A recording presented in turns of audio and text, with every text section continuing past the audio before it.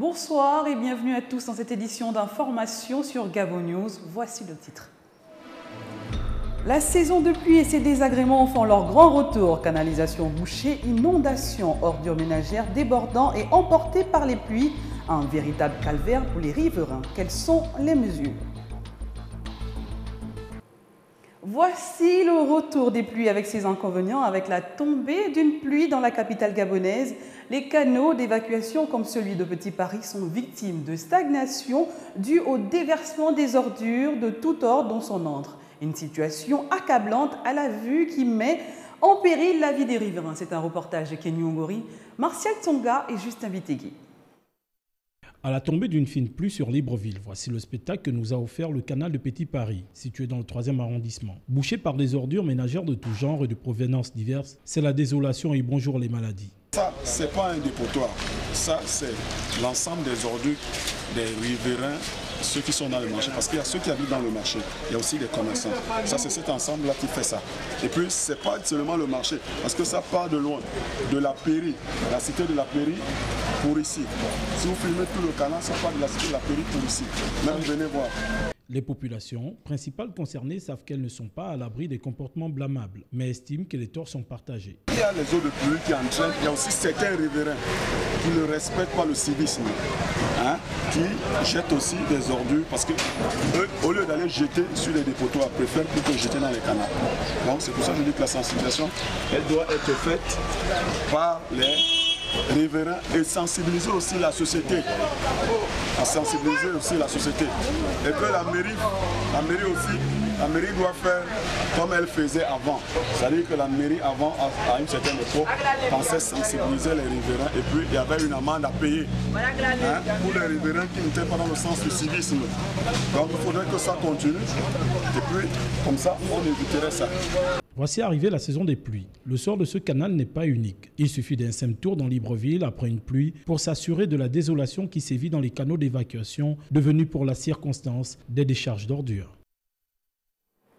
Travaux qui mettent en danger les populations et toutes les personnes qui fréquentent le quartier Petit Paris de Libreville peuvent faire le constat selon lequel le matériel des édifices, des immeubles en construction jonche la voie publique et surtout le trottoir, exigeant aux piétons de faire le difficile exercice de marcher sur la voie express, mais surtout de s'exposer aux dangers. C'est un reportage de Kenny Ongori, Martial Tsonga et Justin Vitegui.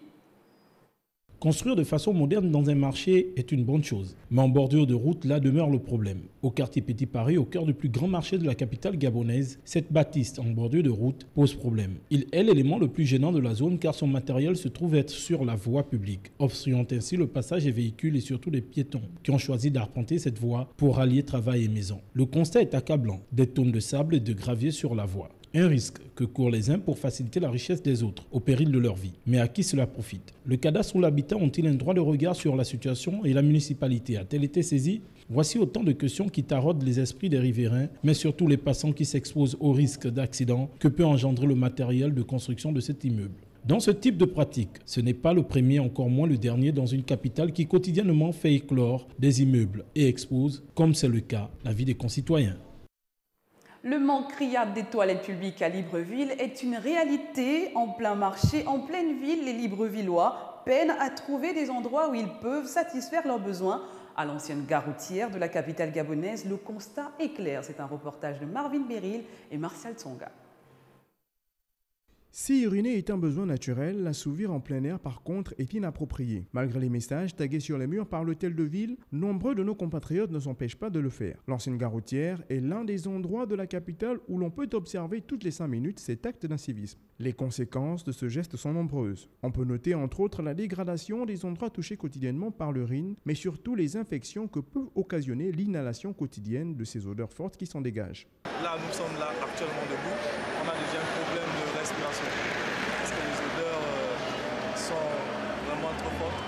Quelqu'un de très malade peut s'attraper une infection là maintenant en passant par ici. Je pense que c'est vraiment, je veux dire, c'est avantageux à l'insalubrité au lieu d'être contre l'insalubrité. C'est à cause du fait que les gens urinent un peu partout. De l'autre côté, là, on voit un homme en train d'uriner contre le mur. Moi, je ne le condamne vraiment pas, parce qu'il n'y a pas de toilettes. Il devait y avoir un peu de toilettes par-ci, par-là. C'est vrai que ça nous dérange parce que même là, je n'arrive pas à bien respirer. Pour les populations, la solution à cet épineux problème serait la mise en place des toilettes publiques un peu partout dans la capitale. Mais il faudrait que nous aussi, ou le gouvernement fasse un effort pour nous mettre un peu de toilettes par-ci, par-là. Oui, on peut mettre des toilettes publiques un peu partout parce que c'est pas souvent gratuit, mais souvent aussi parce qu'il y a des personnes lorsqu'ils urinent, après c'est toute une salle, les toilettes publiques deviennent toute une saleté, quoi. Donc il faut un toilette public et un membre de la sécurité au moins pour surveiller ça. Les regards sont désormais tournés vers la mairie pour qu'au plus vite une solution soit trouvée à ce problème.